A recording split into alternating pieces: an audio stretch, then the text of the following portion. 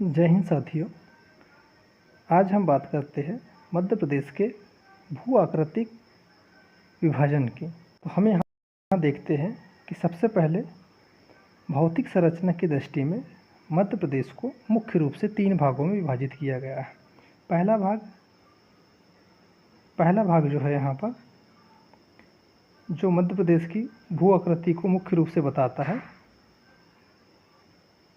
वह हम बात करते हैं यहाँ पर मुख्य रूप से मध्य उच्च प्रदेश के बारे में। दूसरे भागों की अगर से बात करें तो सतपुड़ा एवं मैकाल प्रदेश के बारे में। तीसरी स्थिति अगर से बात करें तीसरे भाग की तो पूर्व के पठार के रूप में यहाँ पर विभाजित किया गया है। यदि हम मध्य उच्च प्रदेश की बात करते हैं तो यहाँ हमें देखने को आता है मध्य भारत का पठार, बुंदेलखंड का पठार, मालवा का पठार, रीवा पन्ना का पठार, नर्मदा सोन घाटी अर्थात मध्य उच्च प्रदेश को 5 और अन्य उपभागों में बांटा गया है।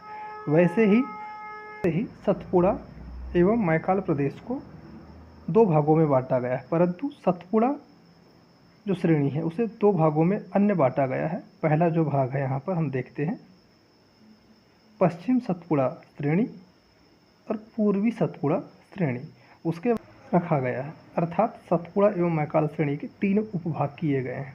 अगर से हम पूर्वी भाग या पूर्वी पठार की बात करते हैं तो उसके अंतर्गत बघेलखंड के पठार को रखा गया है।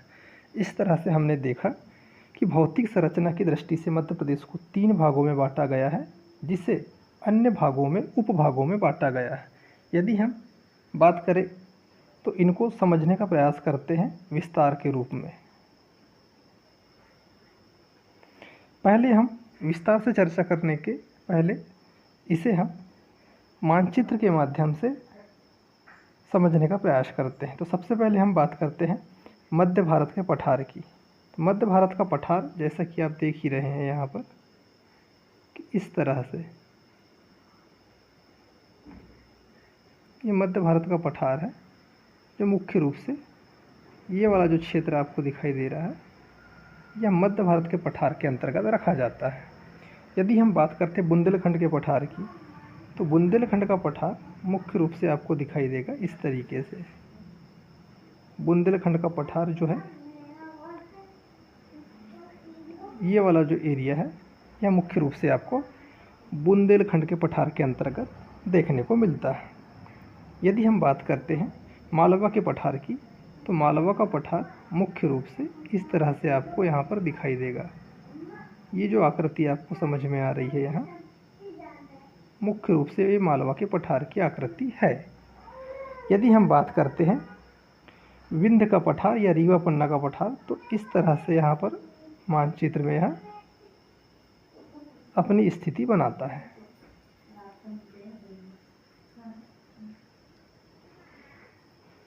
बघेलखंड के पठार की अगर से हम बात करें तो बघेलखंड का पठार मुख्य रूप से इस प्रकार से अपनी स्थिति को यहाँ पर बनाया है।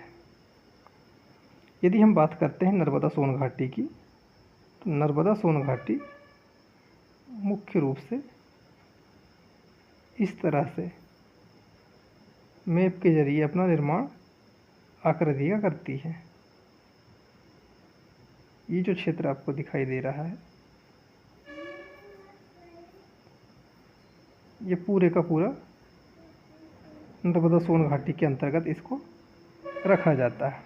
यदि हम बघेलखंड के पठार के बाद सतपुड़ा मैकाल प्रदेश या सतपुड़ा मैकाल श्रेणी की बात करते हैं तो मुख्य रूप से यहाँ पर आपको देखने को मिलता है कि इस तरह से ये जो प्रदेश बना हुआ है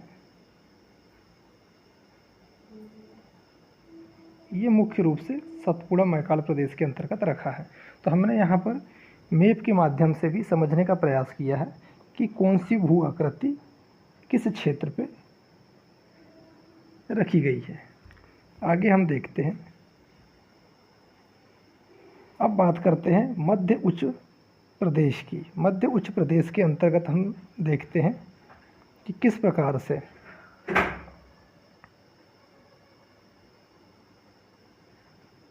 यहाँ पर 5 भागों में इसको बांटा गया है। पहला भाग है मध्य भारत का पठार, दूसरा है बुंदेलखंड का पठार, तीसरा है मालवा का पठार, चौथा है रीवा पन्ना का पठार और पांचवा है नर्मदा सोन घाटी। इस तरह से मध्य उच्च प्रदेश को 5 भागों में विभाजित किया गया है। आगे हम इसे देखते हैं और समझने का प्रयास करते हैं। यदि हम मध्य उच्च प्रदेश की बात करें तो इसके दक्षिण में नर्मदा सोन घाटी है, पूर्व में यह कैमूर पर्वत से ढका हुआ है या लगा हुआ है, पश्चिम में यह अरावली पर्वत श्रेणी के रूप में है जो त्रिभुजाकार पठार के रूप में देखी जाती है। यदि हम मध्य उच्च प्रदेश की अगर से बात करते हैं तो इसका जो कुल भाग है प्रदेश का 2/3 भाग से अधिक यह घेरे हुए है। मुख्य रूप से यहाँ पर अधिकांश नदियों का प्रवाह क्षेत्र है जिसके निक्षेपण से यह जो क्षेत्र है वह बना है। यदि हम मध्य उच्च प्रदेश की ऊपरी सीमा की अगर से बात करें तो इसकी ऊपरी सीमा यमुना नदी बनाती है। इसे मुख्य रूप से 5 भागों में उपभागों में बांटा गया है, यह हमने देख ही लिया। अब जो मध्य उच्च प्रदेश को हमने 5 भागों में बांटे हैं उसको हम विस्तार से समझने का प्रयास करते हैं। पहले हम बात करते हैं मध्य भारत के पठार की। तो मध्य भारत के पठार की अगर से हम बात करते हैं तो यहाँ देखने को मिलता है कि इसका जो क्षेत्रफल है, भौगोलिक विस्तार जो है मध्य भारत के पठार का, वह 24 डिग्री उत्तरी अक्षांश से लेकर 26.48 डिग्री उत्तरी अक्षांश तक है। उसके बाद में हम इसकी अगर से बात करते हैं तो इसका 74.50 डिग्री से लेकर पूर्वी देशांतर से 79 डिग्री 10 मिनट तक पूर्वी देशांतर के मध्य यहाँ पर मध्य भारत का पठार फैला हुआ है। यदि इसके मुख्य रूप से स्थिति की बात करें तो यह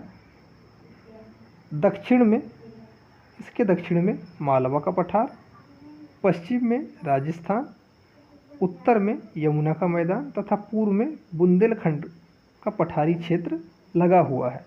इसके संपूर्ण क्षेत्रफल की अगर से हम बात करते हैं तो इसका जो संपूर्ण क्षेत्रफल है वह 32,896 वर्ग किलोमीटर है, जो मध्य प्रदेश का कुल मिलाकर 10.68% होता है।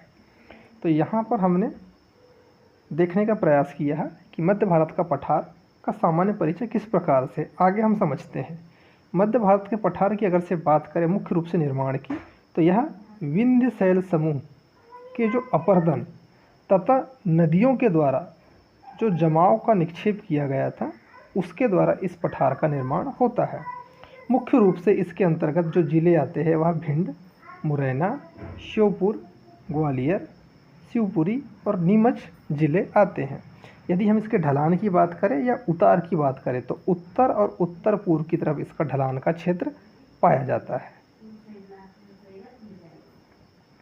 इस पठार का जो जल बहाव है अधिकांश चंबल और उसकी सहायक नदियों के द्वारा पूरा किया जाता है, जिस कारण से इस क्षेत्र को चंबल उप आंध्र प्रदेश भी कहा जाता है। आगे हम बात करते हैं, यदि हम इसके कृषि और खनिज क्षेत्रों की अगर से बात करते हैं तो यहाँ पर नहरों के माध्यम से सिंचाई की जाती है इस क्षेत्र में, जिस कारण से यहाँ की प्रमुख फसलें गेहूँ, सरसों, ज्वार, बाजरा और तिल है। यदि प्रमुख खनिजों की बात करते हैं तो चीनी मिट्टी, चूना पत्थर और इमारती पत्थर जैसे कि ग्रेनाइट, संगमरमर। यहाँ पर इस पठार में सरसों की जो फसल का उत्पादन है वह सर्वाधिक होता है, जिस कारण से मध्य भारत के पठार को सरसों की हांडी के नाम से जाना जाता है। यह महत्वपूर्ण चीज़ है।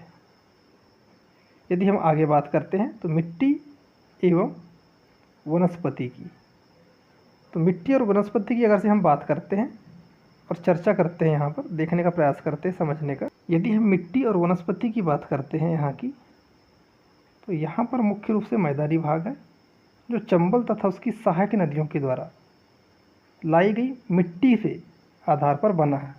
यदि हम नदियों के नज़दीक मिट्टी की बात करते हैं तो यहाँ पर मुख्य रूप से कछारी मिट्टी पाई जाती है। यदि हम प्रदेश की अगर से और अन्य जानकारी लेते हैं तो यहाँ पर बीहड़ प्रदेश अर्थात चंबल नदी के द्वारा जो खाइया या गड्ढे बनाए जाते हैं उसे बीहड़ कहा जाता है, वह पाया जाता है। इन क्षेत्रों में यहाँ पर वन पाए जाते हैं जो प्रदेश का 20 से 27% हिस्सा वन के रूप में यहाँ पर होता है। यहाँ पर अगर से हम